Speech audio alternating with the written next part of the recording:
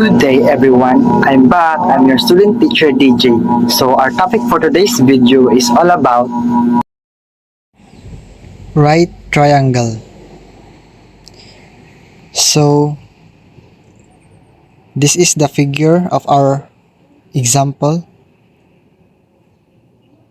So we have 20 degrees in angle A.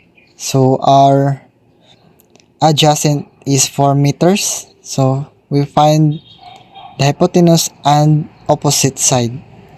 So we use the TOA or tangent equals opposite over adjacent. So tan 20 degrees equals to opposite over 4 meters or adjacent.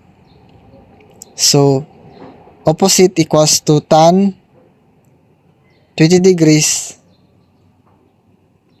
So times natin yan sa 4 meters.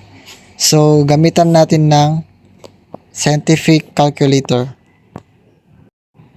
So ang sagot is equal to 1.4 meters.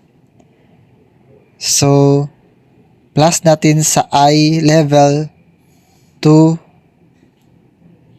2. Galing sa mata hanggang sa baba sa ating mga paa. So ang equal is 1.4 plus 1.6 equals to 3 meters. So ang sagot natin sa opposite side is 3 meters.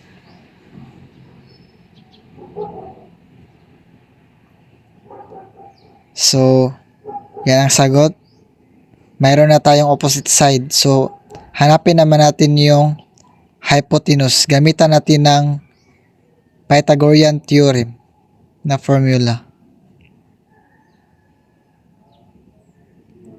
So we have c squared equals a squared plus b squared. So c squared equals to ang a natin is 4 squared plus 3 squared yung b. So equals nyan is 16 plus 9. So para makancel is kunin natin yung radical sign. So ilipat natin sa kabila. So square root of 25. So ang sagot is 5. So mayroon na tayong hypotenuse na 5 meters. So yan yung longest leg sa right triangle.